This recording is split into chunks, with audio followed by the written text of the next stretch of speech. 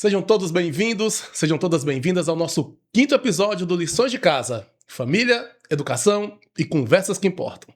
E hoje vamos bater um papo, Michele, sobre um assunto muito legal. Porque todo pai ama o filho. Isso é fato, toda mãe ama o filho, né? Mas a questão não é essa. A gente quer saber qual tipo de amor que prepara uma criança para a vida. E eis a grande questão. Não é? E hoje, então, a gente vai falar um pouquinho sobre até que ponto proteger ajuda, né? Quando o excesso de proteção começa a atrapalhar essa criação, como que vai desenvolver essa autonomia, responsabilidade, maturidade, sem abandonar os filhos à própria sorte. Exatamente. Como criar pessoas independentes e maduras. Então, e para esse papo especial, uma convidada especial. Ela é psicóloga há 16 anos, com atuação nas áreas de psicologia clínica e psicologia organizacional, é especialista em psicologia do trânsito e avaliação psicológica, pós-graduada em neurociência com foco em neuromodulação e possui formação em neuromodulação pela Universidade de Harvard. Muito chique, é. Ao longo da sua trajetória, ela tem se dedicado a compreender o comportamento humano, o funcionamento do cérebro e os processos que influenciam nas emoções, decisões e relacionamentos. Sempre com atuação ética, humanizada e baseada em evidências científicas. Seja muito bem-vindo à Lições de Casa, Larissa Lawrence. Obrigada, gente. É um prazer estar aqui. Eu acho que é tão necessário, né, a gente falar disso, porque criar filhos no mundo de hoje parece que é um desafio ainda maior.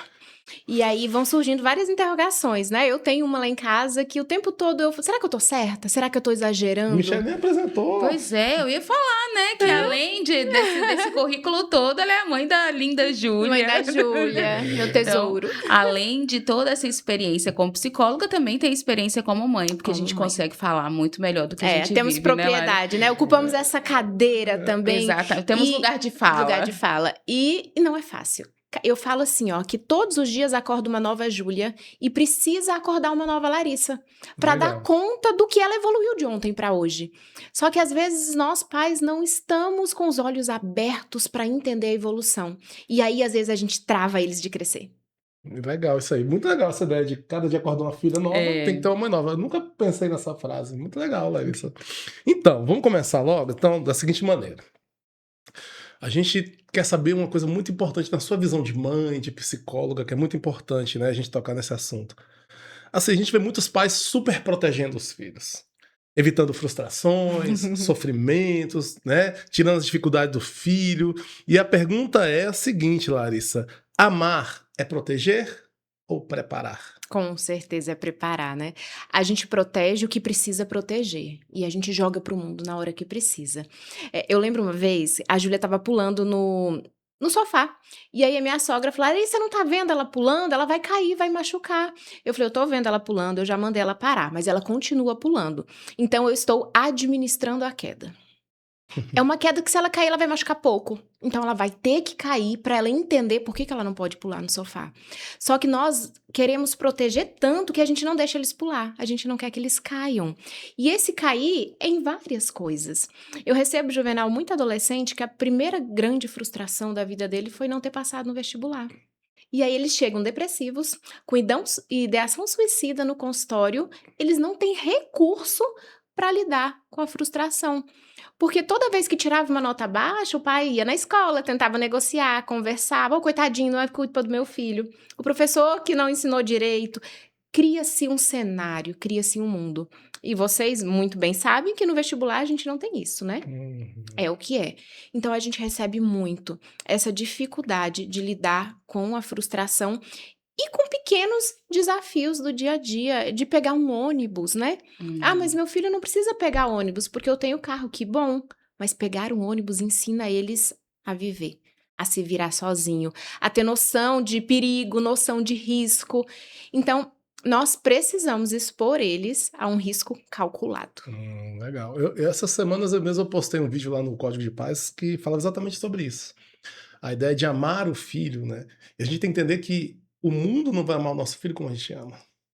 Então, se a gente super proteger o filho, evitar frustrações, evitar decepções, evitar o tédio, evitar o sofrimento, a gente vai fazer vai estar criando um menino ali totalmente, vamos dizer assim, sem, como é que a gente fala? Imunidade. Estragado. Estragado. Ele fica sem imunidade. Exato. A gente vê muito isso. E aí, você falou uma coisa muito interessante que eu falo em sala de aula, que às vezes eu vou falar aqui também, pode criar algum sentimento ruim, mas eu vou falar assim. Eu vejo que muitos meninos, por não passarem por frustrações, ele não sabe o que é frustração. Sim, não sabe E lidar. não é nem isso. Ele não sabe o que é frustração. Ele já chama de depressão. Ah, Então, na minha visão, Larissa, você pode até me corrigir, Não que faz talvez sentido. até você corrija até uma fala minha em sala. Fala assim, olha, qual o problema? É que como ele não conhece a frustração, ele já chama de depressão. aham. E aí ele não consegue enxergar que aquilo ali tem um porquê, sabe? Eu vejo assim, poxa, você tá triste porque você não passou. É diferente você não saber porque não tá triste. Uhum. E eu falo, vocês confundem frustração com depressão por Exatamente. falta de treino da frustração. Da frustração. Não é verdade? Mas você não tá errado, não. Tá? Concordo Você acha que eu com falei você. certo? E nós precisamos, enquanto seres humanos, estar habilitados a lidar com todas as emoções. É verdade. Uma vez chegou um paciente para mim no consultório, e aí ele sentou lá e falou, doutor, eu vim aqui porque eu não quero mais sentir medo. Aí eu falei, pois bem, se você não sentir medo, você vai morrer. E logo. Ele, como assim? Falei, você vai atravessar a rua sem olhar para os dois lados. O medo é necessário, porque o medo prepara a gente porque está por vir. A frustração, ela prepara, porque o mercado de trabalho, ninguém vai te alisar. E nós estamos recebendo muito essa demanda das empresas. Os jovens não aguentam nada. A gente não pode olhar torto, a gente não pode cobrar deles um prazo, a gente não pode ser um pouco mais rígido. Não veio de uniforme, tem que cobrar uniforme. Que eles pedem demissão. Ou eles desabam, ou eles vão para o banheiro chorar.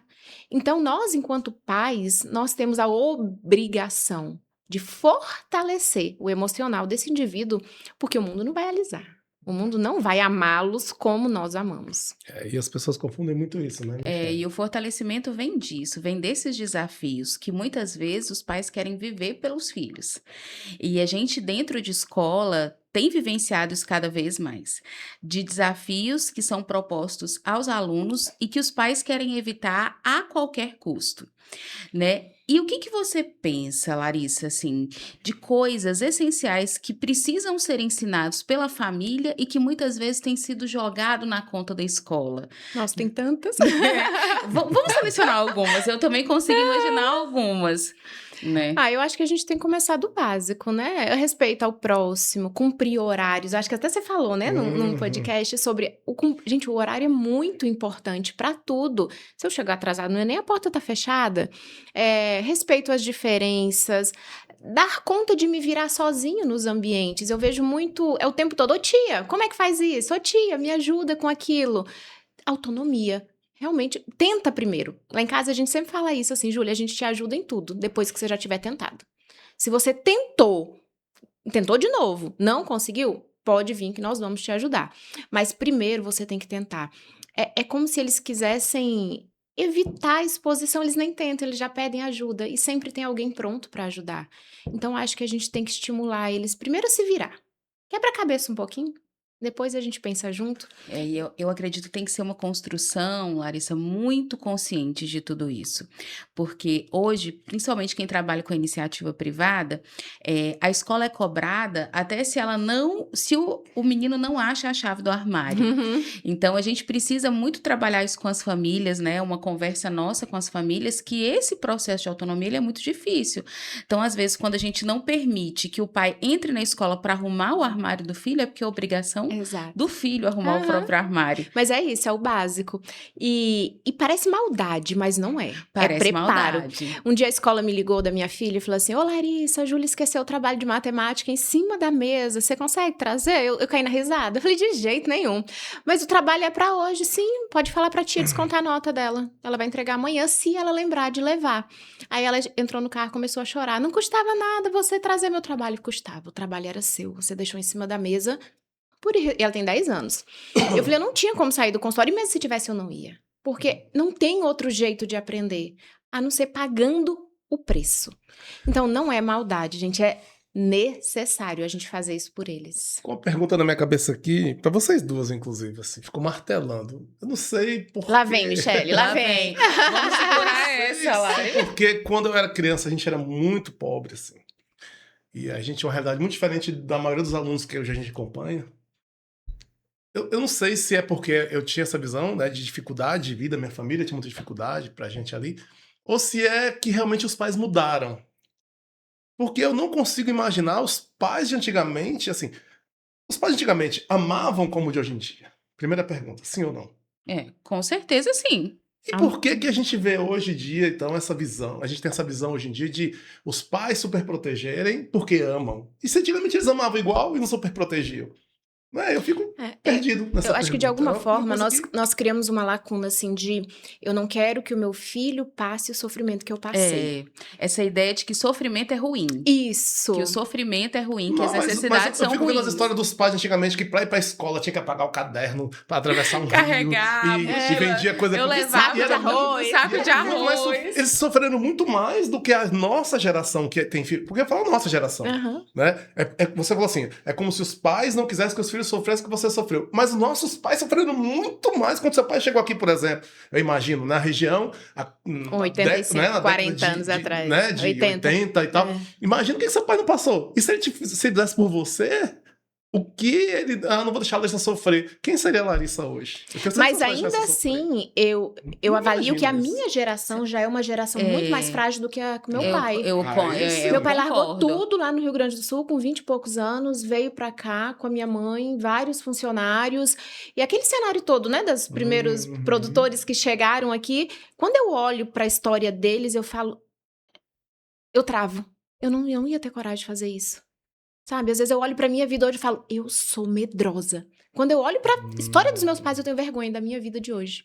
Entendi. Porque eu sou medrosa. E eu acho que é muito cultural. Eu acho que foi se pregando na cultura ocidental mesmo, de que assim, você precisa oferecer para o seu filho tudo que você não teve, que é diferente da cultura oriental, né? Que a cultura oriental, ele prega o seguinte, que na criação dos filhos você precisa ser mais duro do que os seus pais foram com você, porque eles estão enfrentando um mundo diferente.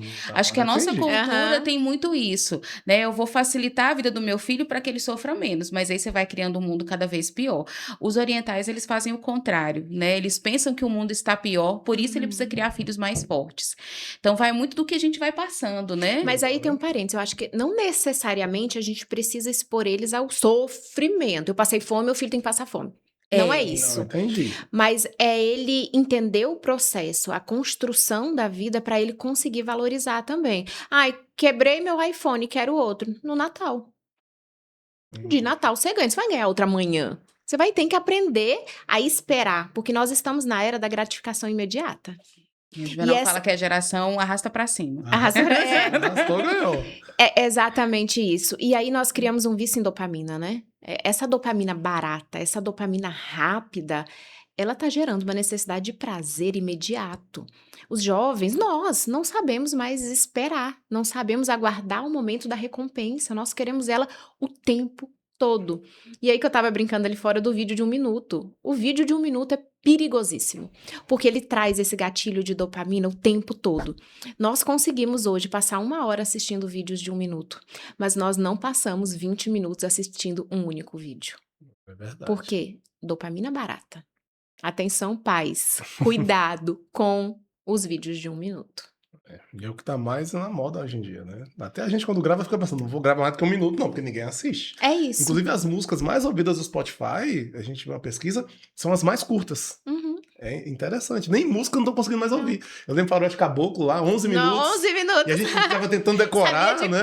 E tinha que decorar, porque senão você ficava fora da galera e tal. Exato. Hoje a galera escuta um vídeo de música de 1 minuto, não tá dando assim, já tá irritada. Graça, né? Passa pra cima. Então, eu acho que casa direitinho que é o meu pensamento. Porque muita gente fala assim, nossa, essa geração de meninos. Fala, gente, não é a geração de meninos, é a geração de pais. Porque os meninos continuam nascendo do mesmo jeito. Exato. Então, os pais, agora resumindo a conversa aí, ocidentais, principalmente, né, são pais muito mais medrosos, medo de perder o filho. Né? É engraçado, essa postagem que eu fiz quando eu falei que o mundo não vai amar o seu filho como você ama, uma mãe colocou assim, nossa, mas isso é muito difícil. Dá vontade de botar o filho de volta pro útero pra cuidar dele lá dentro, assim. Tanto que a gente ama o filho e não quer que ele se machuque, que ele se frustre. Mas é um exercício. É um exercício. Os pais têm que entender, gente, que a Larissa foi muito clara, assim. Não é fácil. Às vezes dói muito mais na gente do que no menino, mas você vai fazer. Agora mesmo, a Michelle acabou de passar por um caso desse. O carro do João aí, o João tem um carro antigo e tal, e acabou a bateria. A gente acabou de ver esse livro. Aí o João, a Michelle, o carro dele estragou e tal. Eu falei assim, Michelle, ele vai se virar. Ela, mas precisa de ajuda. Você, ele vai achar ajuda. Eu tô ocupado. Eu tô ocupado. E eu já Acabou. queria ajudar. A mãe, eu não né? ajudo. E eu Mas não ajudo. agora tem um parênteses interessante também. O sentimento de mãe é esse, né? A função, né, da mãe, do pai, no processo de educação, são funções distintas. Exatamente. A gente precisa olhar para isso Porque também. a Michelle, por ser mãe, você por ser mãe, tu vê assim, não, mas como eu sou um pai, pode ser. Aí parece até que é frieza da parte do pai. Porque pode ser sua filha, pode ser a filha da Michelle, pode ser meu filho, mas eu tenho o mesmo sentimento assim, não. O meu sentimento é fazer ele aprender. Sim. E eu amo ele demais, a gente sabe, né? Ele sabe disso. E é isso que eu falo, então, assim. A ideia que a gente tem que ter, Larissa, resumindo essa primeira pergunta, é que a gente tem que preparar para a vida. Nem que doa na gente. Vai doer muito mais em mim do que em você. Mas amanhã você vai lembrar, putz, meu pai me ensinou isso. Minha mãe me preparou. E é o que fica. E é o que eu falo no vídeo. Eu falo assim, poxa, como que vai ser seu filho quando estiver longe de você? Sabe? É o que fica pros filhos, né? O aprendizado. Você sabe que eu lembro de uma coisa que minha mãe fazia que eu odiava com todas as minhas forças? A gente tinha funcionária em casa, minha mãe trabalhava e tinha funcionária. E toda semana, no sábado, eu tinha uma função. Um sábado eu tinha que lavar o banheiro, outro sábado eu tinha que arrumar a cozinha, outro sábado eu tinha que arrumar o quarto, e eu ficava enlouquecida com isso. Porque eu falei, se tem a funcionária, por que que eu tenho que fazer? E aí a minha mãe falava assim, minha filha, eu espero que você nunca precise fazer. Mas para saber mandar, você tem que saber fazer. Como que depois, na sua casa, você vai orientar a sua funcionária, que Deus queira que você tenha, como que limpa um banheiro se você não tem noção de como que faz para tirar o encardido do rejunte do banheiro. Então toma aqui um Bombril e vai descobrir como tira. Eu ficava enlouquecida com aquilo que eu achava uma maldade dela.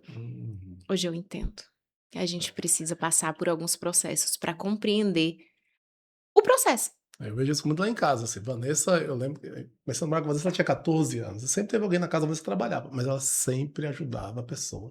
E por ordem da mãe dela, você vai ajudar. E hoje ela não exime a dona de casa. A gente tem funcionário, a gente tem quem cuida da casa, mas ela sabe exatamente se tá limpo, se não tá limpo. Como faz? E ela tira, às vezes, um dia na semana para ela ajudar a menina lá de casa para ficar do jeito dela. Então eu fico vendo a importância dessa preparação, né? Não adianta a gente dar todo o conforto, né, Larissa? A gente tem que trazer também a ideia da responsabilidade. Exatamente. É isso que você tá falando. E deixar, né? Eu não vou fritar um ovo porque é perigoso. Eu já escutei isso. Não posso, é perigoso. Pessoas de 16 anos, vai explodir em mim. Gente, você tem que aprender a fritar o ovo. Vai explodir, sim. 1, 2, 3 vezes. Você vai se queimar e vai ficar tudo certo. Mas é a queda, a gente administra a queda.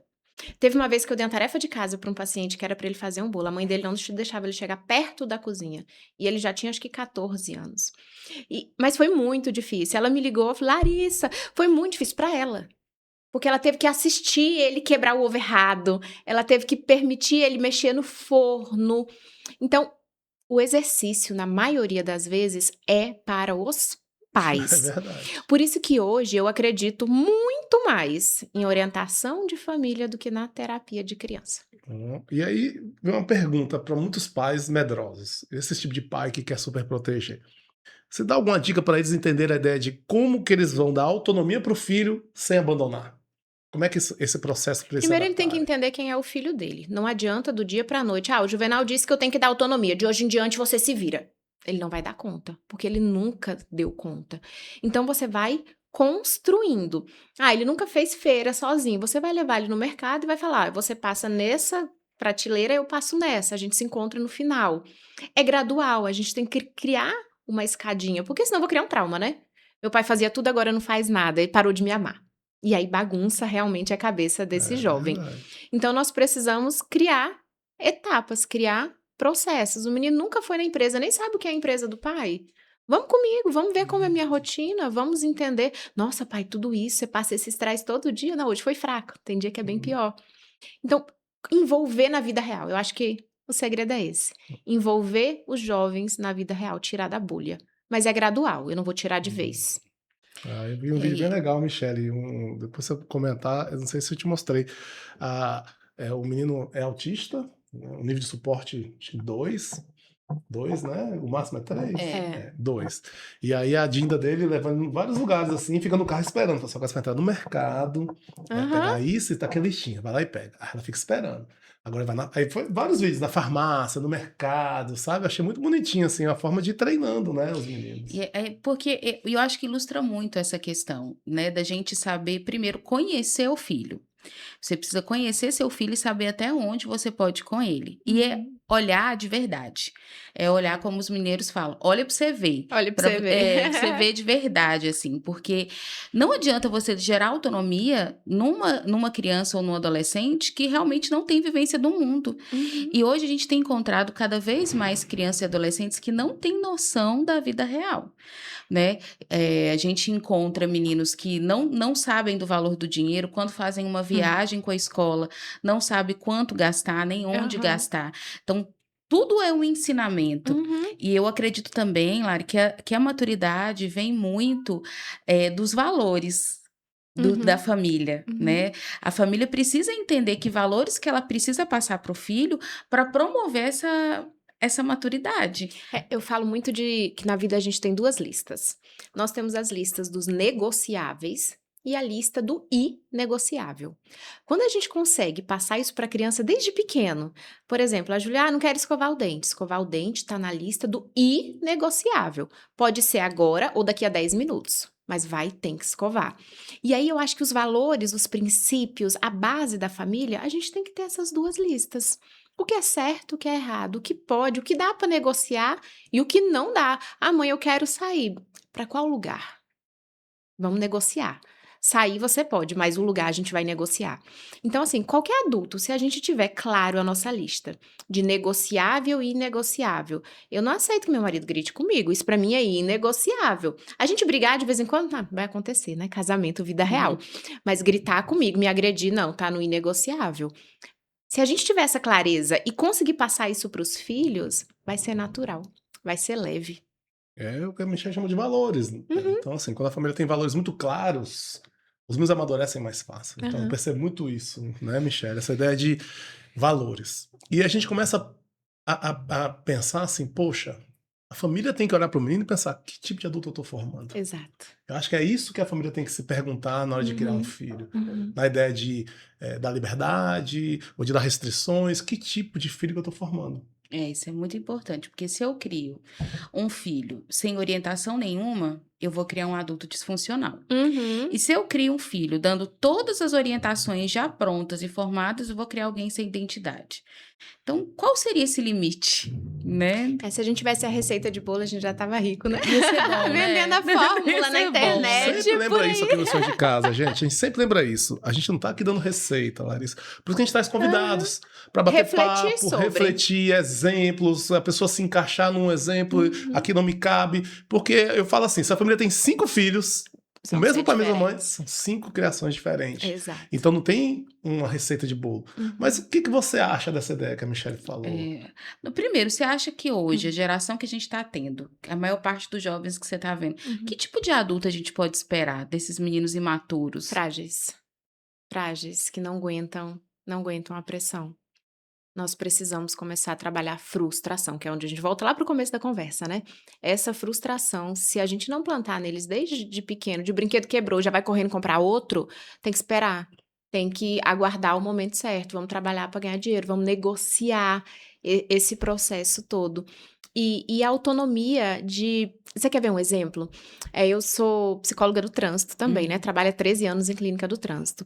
E já aconteceu várias vezes, mas teve um caso que me chamou muita atenção. A mãe estava dando um show na recepção. Quem é que tira a carteira de motorista? Adulto. Quem já tem mais de 18 anos. Adulto e acabou. Eu, enquanto psicóloga, eu não posso dar devolutiva para outra pessoa que não seja o candidato. Já tô imaginando a cena já. Essa mãe, ela deu um show porque que o meu filho perdeu. Ele tinha perdido no psicoteste. E ela deu um show do tamanho, porque ele só tira 10 na escola. Eu falei, sim, no psicoteste ele perdeu. Um teste de personalidade, um menino muito impulsivo, não passou. Impulsivo no trânsito não rola. E ela deu um show porque ela queria falar comigo. Eu falei, eu falo. Seria Eu fico cômico imaginando- se não fosse trágico. Gente, eu Eu tô rindo falo. porque eu lembro de algumas mães já passaram pela nossa escola. A gente Eu sabe que isso é falo com um possível. candidato. Ah, mas é meu filho. Ele tem 18 anos e ele responde por ele. Eu sei que no final eu deixei ela entrar pra falar isso pra ela. Eu falei, olha, a devolutiva é só pro candidato, mas ele é meu filho. Sim, ele é adulto. Ele tá tirando CNH. Se você tá dizendo que seu filho não dá conta de receber uma devolutiva, você tá me dando mais um motivo pra não liberar a CNH dele, porque ele não vai ter você do lado dele pra dirigir. Verdade. Então, nós precisamos deixar eles crescer, deixar quebrar a cara. Não dá, gente. Eu falo uma Não coisa, dá. eu falo sempre assim, gente, na vida tudo é treino. É, exatamente. Pra ser preguiçoso é treino. Pra ser pidão é treino. Né? Pra ser um homem forte é treino. E o treino começa com a frustração. Eu lembro muito, assim, o Gabriel conta isso bastante. Ele tem uma história que ele gosta de contar para as pessoas. Até hoje ele tem um carro que é do Speed Race. Um carro gigante e tal. E um amigo dele tinha um na escola. E ele queria muito um carro desse. E a gente morava em Brasília, tava no shopping. Ele, pai, o carro que eu quero. Ele devia ter uns 6 anos. Isso era mais ou menos o quê? Julho, mais ou menos. Não, era agosto, já tinha passado o aniversário dele. Eu quero esse carro, eu quero esse carro. Eu tinha condição de comprar o carro. Eu falei assim, não, mas não é a hora. Uhum. No dia das crianças eu te dou. É isso, Eu datas. esperei chegar o dia da criança pra dar pra ele. Eu podia ter comprado naquela hora, assim, seria indiferente pra mim já naquela época. E eu não, esperei. Ele esperou também. E hoje o Gabriel tem uma paciência, assim, de esperar. Isso é muito legal. Ele me ligou agora, por exemplo, de manhã, 10 da manhã. Pai, eu preciso buscar, eu tô sem o carro. Fui jogar agostinho em casa, meio-dia, 2 horas, você vai. Beleza. Se eu tivesse dado tudo que ele queria, porque eu quero o carro agora. Eu quero agora, eu preciso ir agora. É isso que as pessoas não entendem. São pequenos... Larissa, é uma coisa que eu sempre falo. A gente tem que olhar pro filho e pensar o que vai acontecer quando ele tiver 18 anos.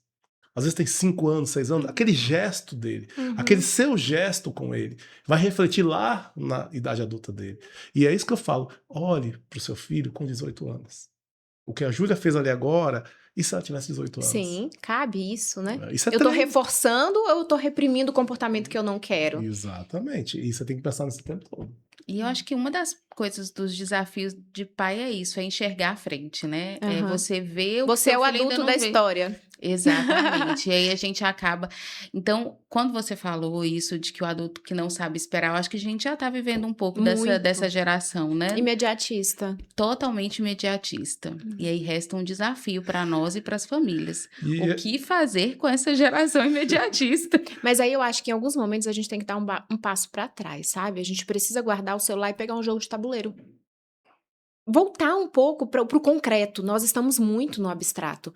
E se a gente pensa lá, né, nas fases de Piaget, todo o desenvolvimento infantil, o concreto a gente tá perdendo, porque a criança pequena, ela já não monta mais um quebra-cabeça, ela faz aqui, ó, no tablet. Ela desenvolve a coordenação motora fina, mas não desenvolve o pensamento, a reversibilidade. É isso. Então, nós precisamos, sim, dar um passinho para trás em alguns momentos. E a gente sabe, né, que a criatividade, ela só surge no ócio. Se não existir ócio, faz um experimento. Dá uma caixa de sapato para uma criança hoje e avalia quanto tempo ela demora para transformar aquilo num carrinho. Às vezes ela nem consegue. Se entregasse uma caixa de sapato pra você, eu dava 2 segundos pra você virava Colocava um carrinho. uma linha e fazia Eu ia tudo fazer isso. uma geladeirinha de Barbie, um guarda-roupinha. As crianças hoje, elas não dão conta disso. Então, sim, nós precisamos... não vai tirar a tecnologia. Não dá. O mundo é tecnológico, graças a Deus, ajudou muita coisa. Mas é o meio termo. É essa balança. E eu acho que a grande dificuldade é achar o ponto. Por isso que não tem receita de bolo. Cada família vai ter um ponto. É igual, como é que seu filho dorme cedo? Lá em casa todo mundo dorme cedo. A casa dorme cedo. Ela é reflexo do meio. Ela dorme cedo. Pra mim não dá, porque eu chego do trabalho 10 horas. Te entendo. Então seu filho não vai dormir tão cedo, porque a rotina da casa, ela é diferente. Se tem barulho, se tem luz, até 2 da manhã, tu acha que a criança vai desligar às 9? Com toda certeza, não. Então, assim, às vezes... Bora de polêmica. Às vezes, os pais não estão dispostos a fazer os sacrifícios que são necessários. Isso é fato, isso não é polêmico, isso é bem claro. Se o meu filho precisa dormir cedo, talvez todo mundo vai precisar dormir cedo para que eu consiga botar ele na rotina de dormir cedo, para ele acordar para aula no outro dia. Então, eu vou ter que mudar a minha rotina para refletir na rotina da casa, para refletir na rotina da criança. E aí que mora o grande problema. Nós, muitos adultos, não queremos pagar o preço que tem que ser pago. O exemplo arrasta, né? E uma vez eu ouvi uma pessoa na internet dizendo que a gente é muito egoísta quando pensa em ter filho, que a gente pensa que, nossa, eu vou ter um filho, ele vai ser meu bibelô pro resto da vida. Não vai. Mas não tá disposto a pagar o preço por isso, né? A gente esquece que existe uma responsabilidade em ter um filho. Sim. E envolve muito sacrifício, que você vai ser responsável pela formação de uma outra pessoa. Sim, que você vai deixar para o mundo, né? É aquela frase, não é que mundo eu vou deixar pro meu filho, mas que filho eu vou deixar pro mundo. Mas eu acho que o Michel falou uma coisa bem assim, ele vai ser meu bibelô pro resto da vida. E vai ser pro resto da vida o bibelô. Porque não vai ter autonomia nenhuma. Você vai ter que carregar. Assim, vai ter que ser seu bibelô mesmo. E vai ser da geração neném, que nem trabalha, nem estuda, vai estar na sua casa. E você conseguiu. Você criou um filho. Parabéns. Parabéns. Porque eu acredito que tem pais que criam pra isso mesmo, assim, sabe? E muitos pais criam pra isso mesmo. Criam filhos pra não ser de perto. Cria o filho pra ser seu. E não pra ser uma pessoa. Mas, ó, aí eu vejo muito pai fazendo brinco isso, muito propositalmente. Assim, eu brinco muito que todo mundo devia fazer terapia antes de ter filho. Para não trazer problema para a próxima geração.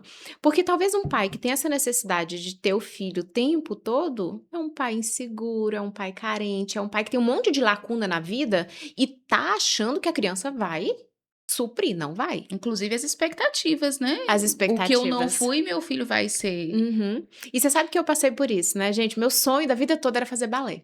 Mas eu morava lá no Mimoso. No Mimoso não tinha balé, né? Pra quem não sabe, Luiz Eduardo, porque eu sou do Mimoso. Você ainda era da época do Mimoso. Vai entregar sua idade aí, não né? E aí, o que eu fiz? Júlia vai fazer balé. E 1 ano, 2 anos, 3 anos. Mãe, eu não quero ir pro balé. Vai pro balé. Mãe, eu não quero ir pro balé. Vai. Mãe, eu quero ir pra ginástica. Eu falei, ginástica? Agora ela tá na ginástica feliz da vida. Mas eu tentei. Porque era uma projeção sua. Era minha. Mas não tinha a ver com ela. Ela é muito agitada. Eu era mais calminha. Voltando um pouquinho na sua fala anterior aí, falando sobre a ideia dos pais não estarem dispostos, né, pra fazer com que o filho realmente mude. Teve um caso aqui na escola de um aluno que estava incomodando muito, chegando atrasado, e o aluno chegando atrasado, e quando chegava ele chegava com sono, e chegava cansado, e sabe? Eu falei, cara, vou pegar no pé desse menino aí. Eu falei, cara, nós vamos mudar a sua vida. Aí vou combinar com você, ó, você vai acordar 6 da manhã, eu vou caminhar com você. Ele vai aqui no barco, eu vou fazer caminhada com você, bora. E aí, primeiro dia, liguei, ele não acordou. Aí liguei pra mãe. Liguei pra mãe dele. Acorde. 6 da manhã. A mãe não acordou. Aí a aula que começava às 7h15, a mãe me respondeu 6h45. E a aula que começava às 7h15. E ele já chegava atrasado. Aí você entende, fala, peraí, será que essa mãe tá disposta? Porque eu falei pra mãe, eu vou fazer isso. A própria mãe não conseguiu cumprir um combinado. Você imagina o filho cumprir um combinado. Então eu vejo muito isso. Você falou, você foi perfeito na sua colocação. Os pais, muitas vezes, são... Não, pai e mãe é exemplo de filho. Então se o filho vê ali, dormindo tarde, comendo mal... O ambiente molda. É a modelagem, exato, né? O ambiente vai moldar, isso é fato. Eu lembro muito desse caso que eu queria falar exatamente sobre isso, assim, o exemplo da família pro filho. Como é que você muda? Porque para um menino quebrar isso é igual quando a pessoa é pobre e quer quebrar essa pobreza e essa pessoa rica na família, de gerações. Pra mim, é a mesma coisa. É o mesmo trabalho, a mesma dor, né? Que e aí sentir. Tem um agravante, porque assim, nós, enquanto adultos, nós transitamos com muito mais facilidade no racional e no emocional. O jovem, os estudos de neurociência hoje, eles falam que o pré-frontal, o córtex pré-frontal, ele só está totalmente desenvolvido aos 25. 25, Michele falou isso. Então, até lá, nós somos mais sistema límbico. Sistema límbico, emoções, impulsos o tempo todo. Então, sim, muitas vezes os pais vão ter que exercer o papel de pré-frontal, que é o racional do filho. Porque e colocar limite. Porque ele ainda não tem capacidade cognitiva para tomar essas decisões assertivas racionalmente. Porque, sim, pra ele é tudo muito intenso. Termina o namoro, meu Deus, eu nunca mais vou arrumar alguém. Era o homem da minha vida, era a mulher da minha vida, vou ficar sozinha pra sempre. Tá dramatizando? Não. É o recurso que ele tem no momento. Por quê? Ele é movido por sistema límbico. Mas aí você fala assim, antigamente as pessoas com 25 já eram casados, pai de família, empresário. Sim. O natural é até os 25. Só que nós podemos incentivar, através de modelagem, de ambiente, o desenvolvimento desse córtex pré-frontal. Então, quando eu tenho regra, quando eu tenho disciplina, quando eu tenho organização, quando eu dou autonomia do menino de ir no mercado sozinho, de fazer comida, de pegar um Uber e voltar em lugares que eu acredito que seja seguro, eu tô estimulando o córtex pré-frontal dele a se desenvolver. Então, eu não posso ficar nessa também, Juvenal, coitadinho do meu filho, o córtex pré-frontal dele ainda não tá desenvolvido. O que você tá fazendo para ajudar a desenvolver? Eu gosto desses papos com pessoas assim, igual você, que estuda sobre o tema, a Michelle também fala muito comigo sobre essas coisas, porque eu tenho umas falas que são minhas, e eu falo, aí quando você fala, você traduz para a parte clínica. A gente fala cientificamente, eu falo para os pais assim, olha, os meninos amadurecem de duas maneiras. Primeira, a natural, com a idade dele, que é normal, 16 anos, maturidade 16 anos. E aí entra a ideia do amadurecimento que você falou, da ideia de você poder trabalhar o córtex pré-frontal, de modelar. E eu falo assim, você amadurece de duas maneiras. Primeiro, com a idade. E segundo, você amadurece com as dificuldades. Sim. Por isso que às vezes você está na capital, a gente vê muitos assim, ó, eu dei aula muitos anos em Brasília e a gente tem escola aqui hoje. O que eu vejo a diferença de maturidade? Pelas dificuldades que os alunos passam na capital, que aqui não passa. Eu falo, pai, dificulta a vida do teu filho aqui na escola. Dificulta. Quando eu falo dificultar, não é fazer ele passar sofrimento, como a gente comentou. Mas, poxa, se ele pode pegar um ônibus para ir para a escola, para que você tem que acordar 5h30 da manhã se ele pode descer e pegar um ônibus? Dificulta a vida do teu filho. Poxa, tem pai que vem pegar o menino aqui para almoçar, correndo, e volta correndo pra poder deixar depois do almoço. O almoçar ainda é delicado, porque às vezes tem pai que vem pegar o filho pra ir ao banheiro e voltar pra casa. Tem pai que vem buscar o filho pra levar ao banheiro. Que não consegue usar o desse. Não conhece. Isso é falta de treino. Eu entendo que o banheiro público, claro, é diferente. Não tem restrição. Por mais que aqui seja um ambiente que a gente cuida bastante e tal, é um ambiente diferente. Mas é treino. Exposição. A primeira vez que ele pediu, assim, velho, não tem como. Eu duvido se ele não tinha resolvido a vida dele dali pra frente. Não é? E é engraçado. Tá aqui. Tem essa dificuldade. Mas se vai pra capital, ou vai morar longe do pai, acabou. Se vira. Olha como é engraçado. Saiu do guarda-chuva. Saiu da asa, né? Porque guarda-chuva, acho que é asa mesmo. Né? Aquela galinha que abraça o pintinho ali e tal. Guarda-chuva, eu chamo de asa mesmo. Então, o que eu falo é, dificulta a vida do filho de vocês. Eu acredito muito, Larissa, quando as formas de amadurecer é dificultar a vida do menino. E é o que você falou. Criando regras, limites, já é dificultando. Não é verdade? Mas é dificultar com amor, né? E eu vejo pelo menos a gente, enquanto pai, dificulta com amor. O que o mundo já não faz com tanto cuidado. Aí o mundo pode trazer sofrimento, que é o que a gente tenta evitar. Então, é melhor eu dificultar do que a vida trazer sofrimento. Trazer a depressão real, não a frustração. E não a frustração, que eles confundem os dois nomes. Exatamente. Não é? Esses dias eu ouvi uma fala também de uma mãe falando assim, mas agora tudo é culpa da família. E aí eu tive que responder, falar assim, mas é a família, é a família. Freud já dizia, a culpa é da mãe. Mas o filho é seu, assim, a gente vai até onde nós enquanto escola, vamos até onde nós conseguimos. E é uma fala recorrente aqui, nós temos uma limitação. O filho é seu, a gente colabora na educação. E é muito difícil a gente entender que, às vezes, coisas que seriam delegadas à família precisam ser delegadas à escola. Mas, assim, nós estamos, não justificando, lógico, mas estamos vivendo uma correria muito grande, né? Todo mundo está trabalhando muito, os homens, as mulheres, e tá ficando uma lacuna da parte da educação. Eu me vejo, às vezes, recusando propostas. Você pode vir para Luiz Eduardo? Não posso. Não posso, porque senão minha filha fica desassistida. E aí vem pagar o preço, né, Juvenal, de novo. Com certeza. É claro que a gente tem que trabalhar, ganhar dinheiro, crescer, todo mundo quer isso. Mas ter filhos é uma escolha. Eu escolhi ter um filho. Então, eu acabei escolhendo não trabalhar sábado. Que bom que eu posso, mas eu escolhi, porque sábado é o dia que eu vou na rua com ela, que eu compro alguma coisa que tá faltando, que vai no salão, que resolver as coisas com minha filha sábado. Mas eu pago um preço por isso, eu deixo de atender, eu fecho a agenda.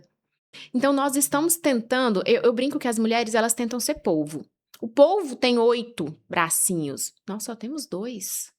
Então, eu preciso me colocar nessa condição humana. E toda vez que eu super entrar em uma área, outra vai ficar com lacuna.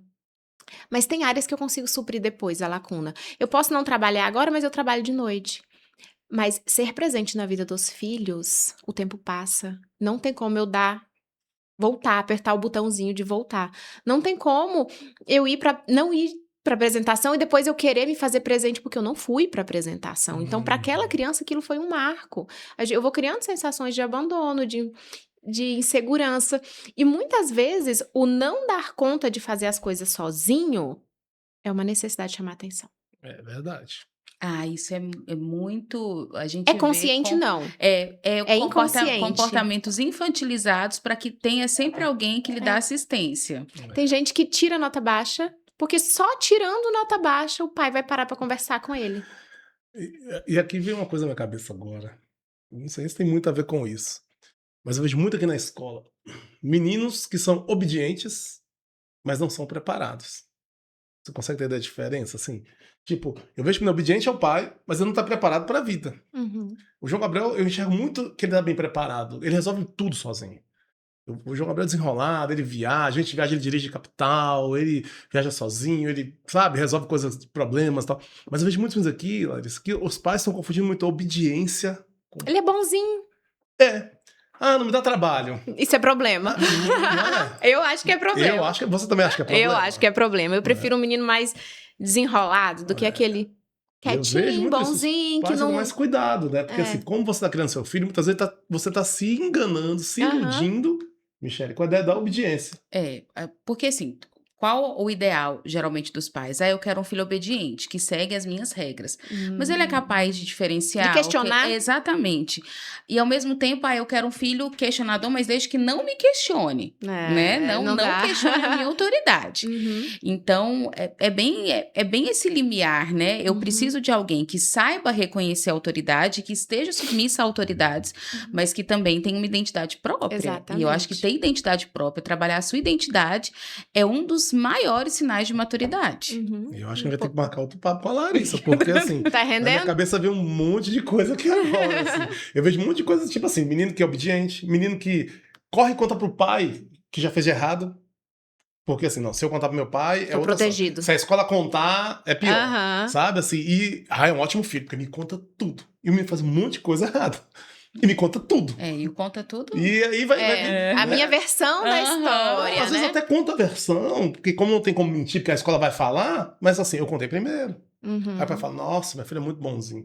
E isso aqui vai dar um papo, vai dar outro papo, porque a conversa foi muito legal lá. Isso aí. Senão a gente vai ficar aqui 1 hora, 2 horas, porque é muito assunto. E aí eu vou pedir para que vocês curtam, compartilhem, toca o sininho aí para poder ficar sempre preparado para receber novidades, porque o papo aqui tá muito legal. E a gente vai marcar um outro encontro com você, Estou à disposição. por causa do tempo. Porque, vou te falar. Já acabou? Nossa! Um gostinho de quero mais. Pois é, porque realmente foi muito legal. Eu acho que assim, eu aprendi muito. Eu gosto do podcast, que eu aprendo muito. Primeira coisa que eu aprendi, assim, o que eu falo não tá errado, já fiquei feliz. Né? Tá com a sua chancela. As minhas falas sobre confusão de frustração com depressão, a ideia de amadurecer. Então agora eu tô chancelado. Agora eu vou falar com mais propriedade ainda, né, Michele? A gente quer te agradecer. Nessa primeira parte, vamos fazer igual o pessoal inteirado das redes sociais. Curte aí pra parte 2. Se tiver tantas curtidas, a gente grava o 2. Mas foi muito agradável, Larissa. Nossa, muito maravilhosa a conversa e vai ter parte 2. Obrigada. Então a gente vai agradecer você. Se você quiser despedir, fica à vontade, quer dar um recado pros pais. Eu gosto só de pensar assim, Juvenal, que a gente não tá no mundo pra ensinar. A gente tá no mundo pra inspirar. Me inspirei naquilo. Porque eu não sou professora, eu não sou detentora de conhecimento nenhum. A gente vai se inspirando e com as inspirações a gente se forma. Legal. Então vamos agradecer mais uma vez a presença da Larissa no nosso podcast Lições de Casa. E lembrando vocês, é muito importante que vocês curtam, né, que vocês compartilhem, para que a gente tenha um alcance maior e possa produzir cada vez mais conteúdos legais para ajudar as famílias, os pais, não é isso, Michele? Exatamente. Nessa ideia, sempre lembrando, não é uma receita de bolo, gente. Mas essa troca de ideia aqui com a Larissa hoje mesmo me trouxe vários insights. E tenho certeza que para os pais também em casa vão ter esses insights. Muito obrigado a todos e a gente se encontra no próximo episódio do Lições de Casa. Até a próxima.